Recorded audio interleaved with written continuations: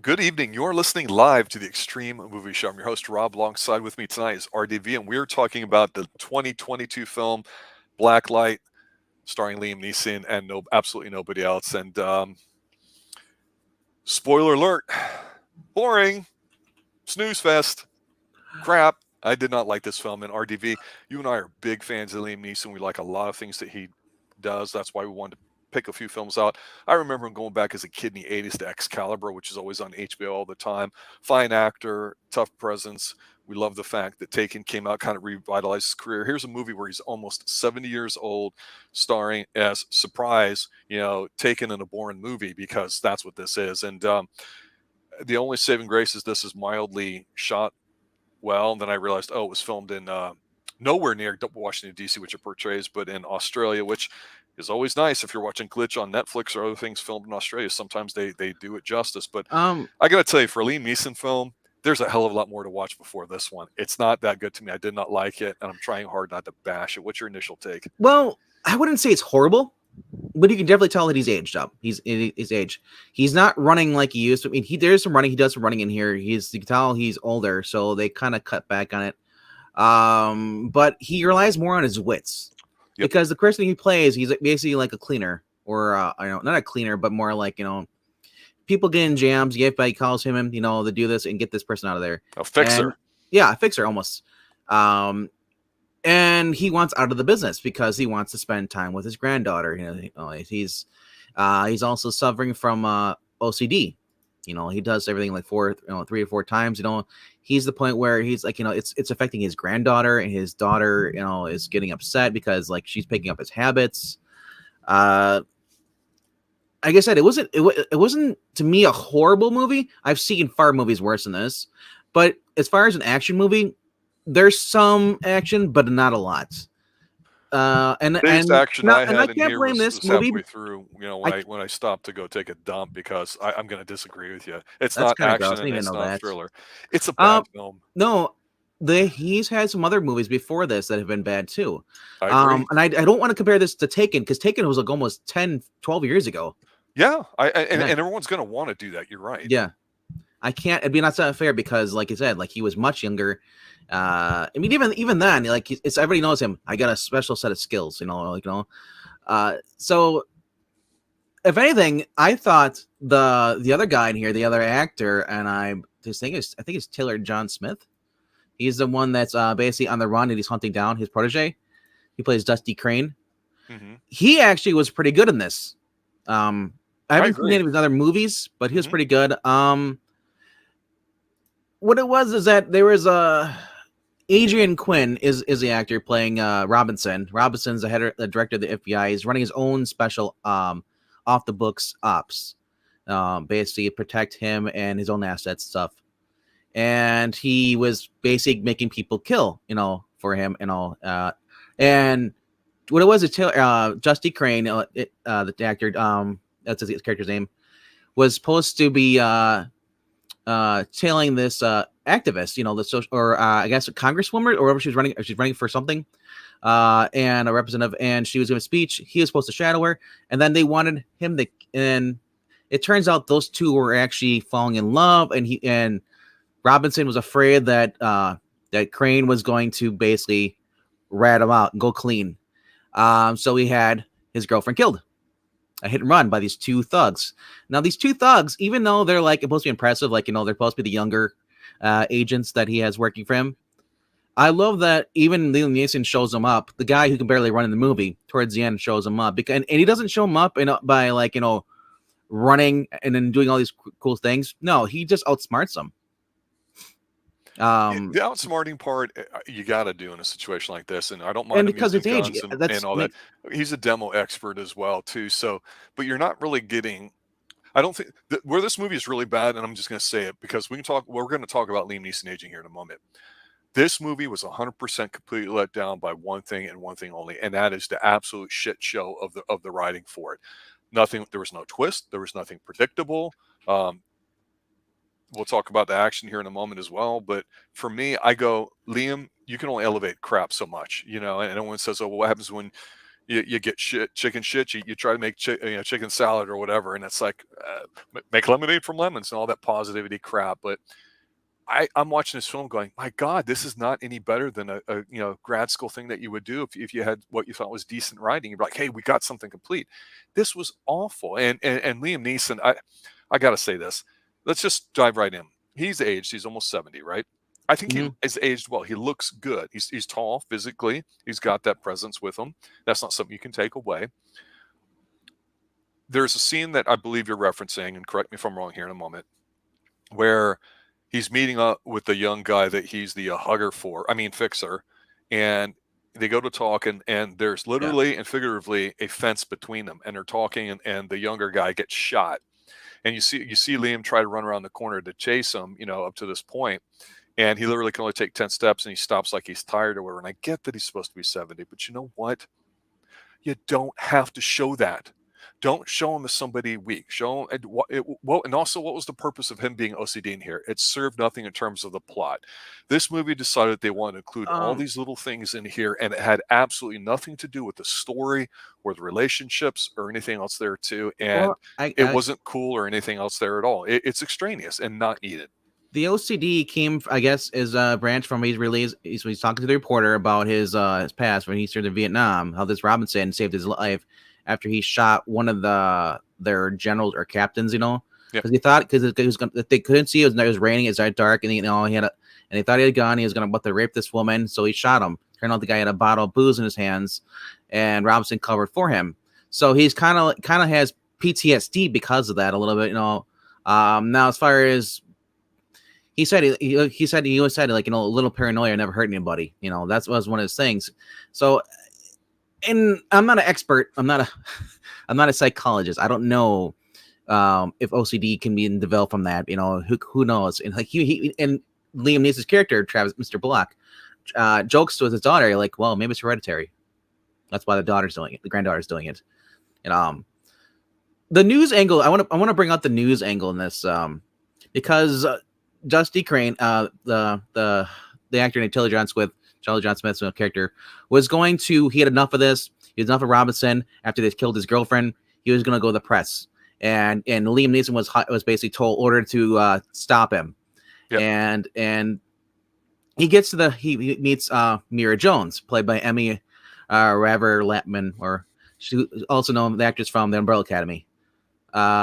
Bad haircut in here, horrible, and she's a beautiful woman. It's very unprofessional looking, and I understand that in today's modern world, a lot more standards have been lower in terms of the way you physically present yourself because of the way the nature of big corporations are going. But for God's sakes, give this woman a decent haircut so I can believe her character.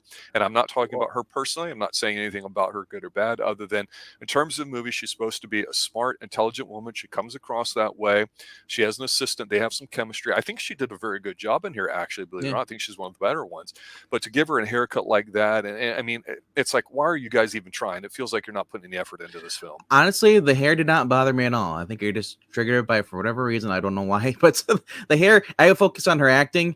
It's it's not like she had a mohawk and and it was I guess you'd call it a frohawk a little bit, but it wasn't like like the punk in the 80s, exactly. With the bright pink and weird, like it wasn't like crazy.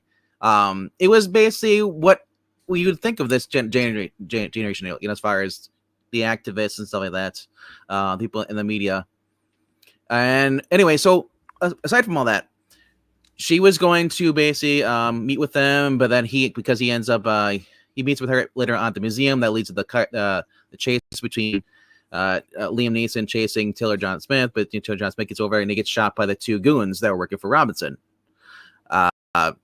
So then it's revealed later on that those two meet together because you're seeing Liam Neeson's character apparently was kind of cold-hearted. He's been doing a lot of things. He admits he's done murder, or not murder. I guess like other things. Sanctioned kills.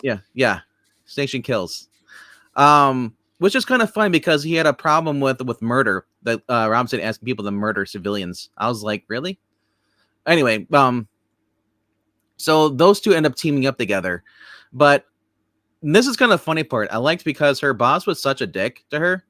Drew, which instantly and then you see him, he steals her story. Yep. Puts his name on there.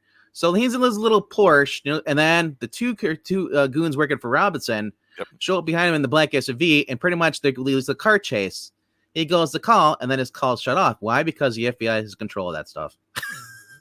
Back in the 80s, there's a massive toy store called Toys R Us, and it just went out of business, bankrupt, I believe.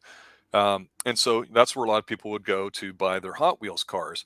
And I remember as a kid seeing a couple other kids like myself in the store. You take some Hot Wheels out, and you just kind of take them out of their package, and you roll them on the porcelain ground or whatever. And those were more exciting car chases than this one here, even though Drew, who had his name, I think, he seemed like what's going to happen. He seemed like a normal younger millennial type or whatever. But you're right. He steals the story and then apologizes for it. Feels bad, and that's all that matters. And good riddance. So I got to ask you, did you recognize the reporter at all? The actress? She was in another movie we just reviewed about 2 weeks ago. Well, like I said, she, with the Frohawk, which is, hey, we like to talk fashion here on the Extreme Movie Show, and you pointed it out rightly so, and I think it's great. No. You didn't recognize her from another 2022 movie reviewed with a dog. She was in Dog with Channing Tatum? Yeah, she was one of the two girls. She was one of the tantric healers. Yes. Oh. A much, much better film, by the way, to be honest. True. I'm trying not to crap hard on it. I'm not mad or angry with it, but it's a forgettable film. In this movie is a Netflix movie. Yes, the way it is, if you have Netflix, you've already paid for it. Yeah. Now you can choose to watch it or don't choose to watch it. Now, I still liked it for what it was. I kind of felt it had a weird happy ending, especially with whenever they had the granddaughter on and stuff, I was just like, okay, this is too much for the granddaughter. That was my problem. I was like, now, let me ask you. When you saw there, you're right, because there's many scenes with him and his granddaughter in it, and forgetting about the forced PTSD, OCD nonsense that you don't need to have in here to be sensitive.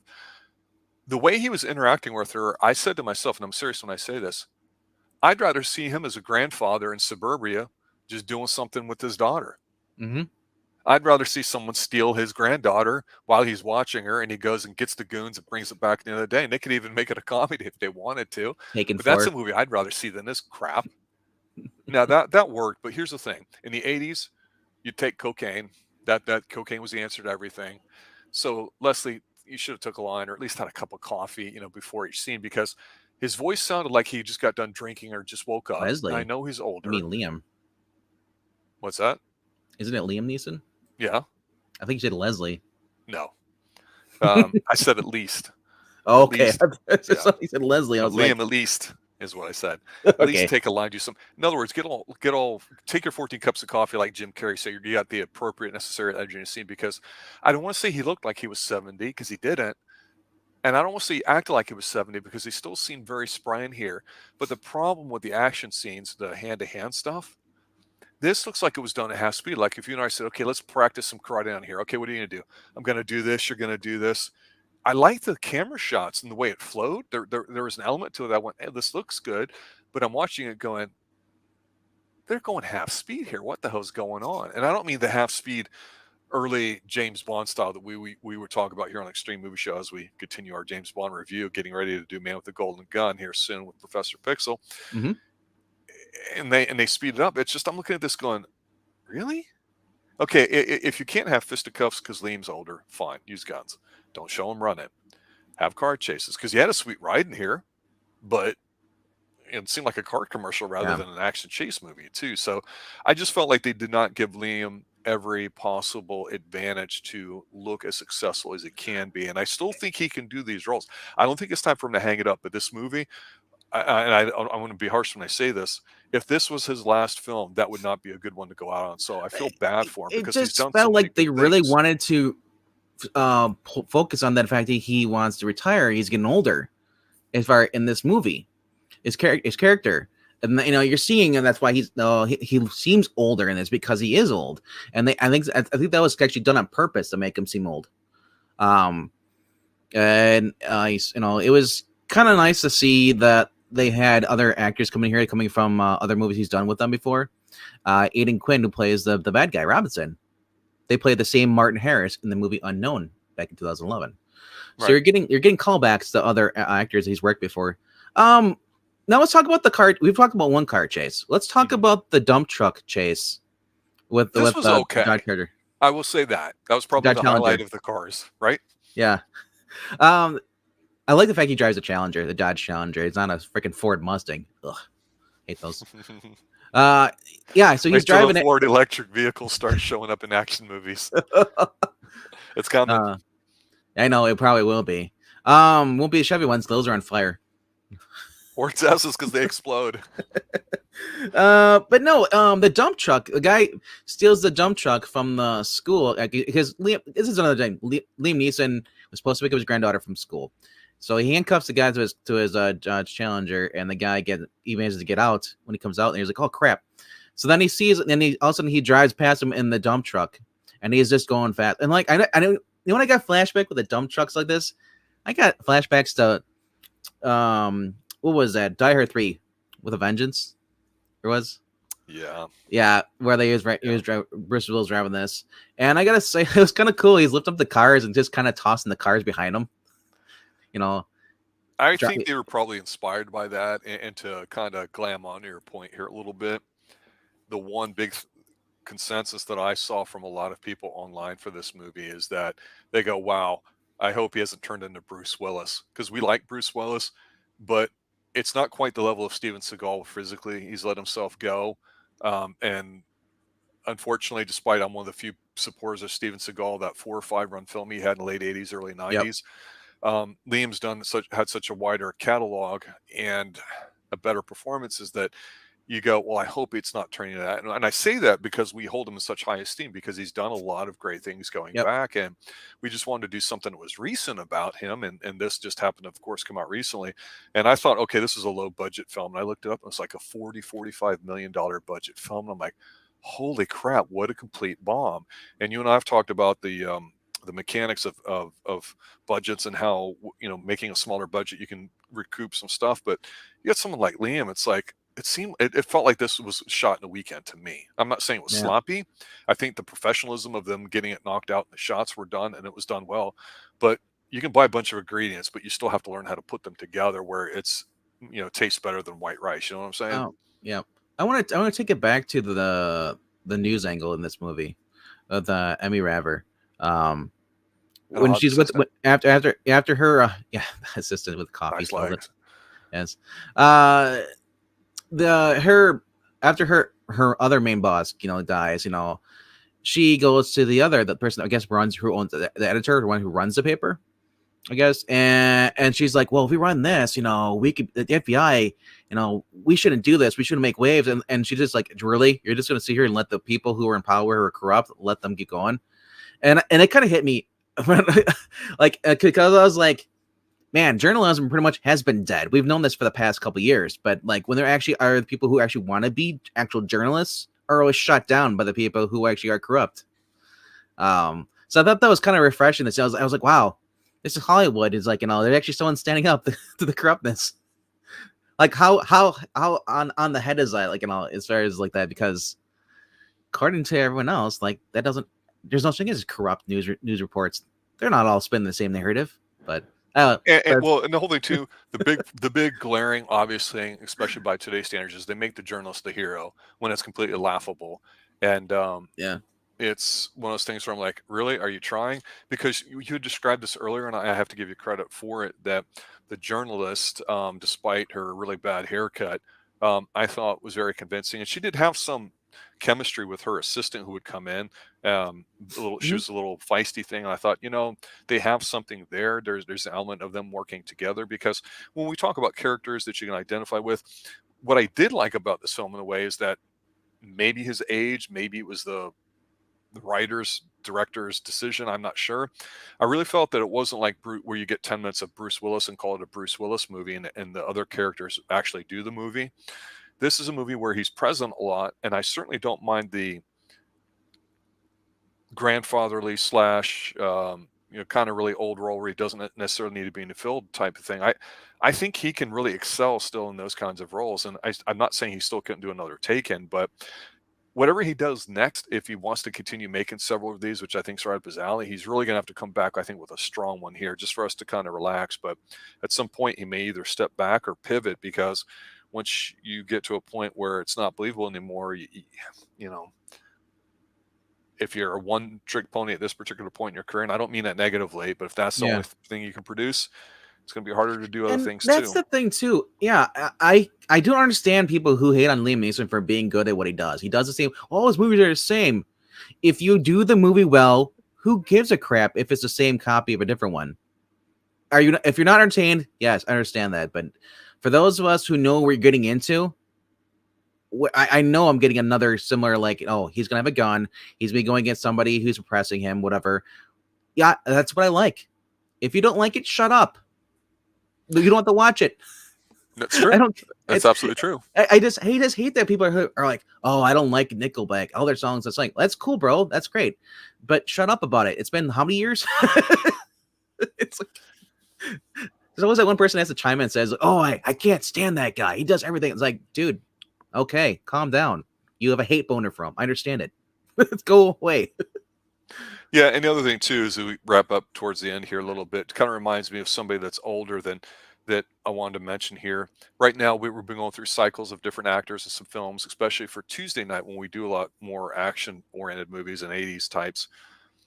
Bolo Young is an older guy that we know from Bloodsport and a bunch of martial arts movies. He's no And longer he's young. in his 70s. Yeah, and he can still A go. little And old. so is Liam, and Liam's aged well. Yeah. So one thing that Hollywood does not do well, or it has a tough time with, is finding roles for older people. And I don't know if it's a question of older people and actors and their nature, personality-wise, that they don't want to be on screen as much anymore. But unfortunately, I had to look at Courtney Cox's face and Scream and a few other older people doing stuff. And, you know, you can't fight Mother Nature. Of course, it's a battle everybody loses too. So I want to give credit for Liam for saying, you know what, I still want to get out there and I want to act. I want to be involved in stuff here. And I don't think he's trying very hard and that he doesn't have to work very hard to be successful in a role like this. I just don't want the quality of the stuff that he's starring into just kind of take it easy too, just because it's a nice, easy paycheck for everyone. It feels like they didn't try hard. But like Bolo Young, Liam Neeson, a bunch of older people getting up there. I mean, Shatner, for God's sake, still seems like he has more energy. And I know he hasn't done a lot, but he knows how to tap into that, and that's really, really great. And I just hope that the next couple films Liam does, he's in a position where we remember him more fondly for it, because all the younger people that watch a movie like this don't recognize he's had a very long, very successful career. He does have very physical presence. I know Ron and Chet mentioned Darkman, which is a great film. Sam Raimi, early Sam Raimi, or earlier, I should say. Mm-hmm. It's, you know, we like him. That's why we're covering him. We didn't pick this film because I wasn't particularly fond of it. Okay, so it's just I the think way it because goes. it's brand, because it's came out in February. It's a Liam Neeson movie, and I haven't seen one in a while. So I figured, you know what? It has a cool poster, and I know he's older. I'm going in this 50-50. Either I'll like it or I'll hate it. You know, obviously I'm in the middle still, because there's parts I like and there's parts that are like, okay. You're more forgiving than I am by nature. I mean, that's just how it is. I've learned to be, because otherwise I just come off a person. I just hate everything. I don't want to be that person. I want to be Rob. I don't hate everything. I know. Have I said hate at all for anything? No. But yeah. I said Liam Neeson also. I said if he doesn't want to do, if he can't physically can't do movies anymore, the dude can go into voice acting. So many actors are going into animation stuff for voice acting talent. So we've seen that with J.K. Simmons last year. He did for that cartoon on Amazon. It's called what's it called? Crap, Invincible. He played the main lead's father in there, and holy crap, was he great at that? You know, that's a guy. I mean, everybody knows J.K. Simmons for playing John Jonah Jameson in Spider-Man, the same Raimi movies. So it's cool to see him take that kind of talent and that action, go into voice acting. Liam Neeson has that perfect Irish voice, you know, like commanding things. So he definitely could go into video games. He could go into anything that's voice acting and not to worry about ever like running ever again. Yeah, and all I'll say is this, because it's probably the only question I was asking myself as a movie critic here, is that how the hell did they come up with this name? And I thought, well, probably because when everybody in the audience started puking at how horribly boring this movie is, they had to get blacklights out there to make sure all the germs were up off the floor, because, you know, it's just one of those things where you're like, oh my God, what am I watching? Honestly, Blacklight is actually kind of cool. What you just said actually is it's describes the movie itself. And it's not puking, but I mean, as far as a blacklight, when you shine it on things, exposes things. And that's what the whole movie is about, exposing the corruption. Look at you, Mr. Literary Guy. Man, that's the first time you've went there. I like that. Awesome. No more bro That's why it's science from called you. blacklight. Because you Well, can't here's hide my the final grime. thoughts. If you're a Liam Neeson fan, see it. But even then, there's others you can see first. But wow, don't see it. It's not good. It's horrible. Or see watch it. other things. Go watch. Don't listen to watch us. The Prisoner. Go watch other things. Yeah, then come back to this. If you're a hardcore fan, If you're going to listen to us, watch our reviews. If you don't want to listen to us, go watch movies. All right. Any final thoughts for you, sir? No. I think we covered it pretty well, and like I said, hopefully, some of his other movies in between us, which I still haven't watched, I hope that they're actually better than this. You know, like I said, like I hate, I know he's getting older. It's like I don't want to hate movies that because he's still a good actor. It's just I don't want to because when actors get old like this, we started like Bruce Willis, man. His last movie was in. Remember we were talking about it, and you could tell he wasn't doing as much action. He was kind of like the guy, the backup. Yep. And I hate. I mean, I love seeing the fact they're still getting roles, but I don't want to be that person that just complains about it's older now. It's like I don't like their movies. It's like maybe they shouldn't be the main stars. Then I'd say if they're going to be this kind of Liam Neeson in this, he never should have ran. Yeah. They should have had him run at all. He should have been a guy who's been retired, comes out of retirement, and this to in a sense like they did the movie Red. If they do ever do a third Red movie with Bruce Willis and all that stuff, or without Bruce Willis, he's done. But yeah, I know, and he's done. Sadly, I would love to see Liam Neeson pop up in the Expendable movies. My biggest concern with this film, honestly, and this is what scares me the most, it's not Liam Neeson, honestly. On a bigger picture here, and I'll let you comment on this, so then we'll call it a night.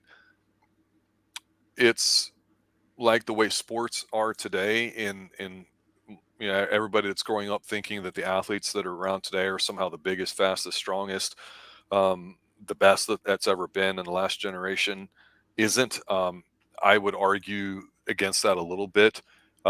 Obviously we have access to information and things that we did 20, 30 years ago. So there's something to be said for that. And that's not to make light of it, but the idea that younger people today that grew up on crap are now the ones producing stuff, thinking that what they grew up on, which is crap, is now, the standard. Oh, this movie's as good as anything that came out in the 90s. Just look at the technical quality of it. It's like people that do analytics and sports and just number crunch.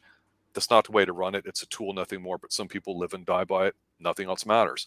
And when you're dealing with human beings, those things matter. Even if they're artists, even if they're professionals, even if they're weirdos from Hollywood or whatever, it doesn't matter.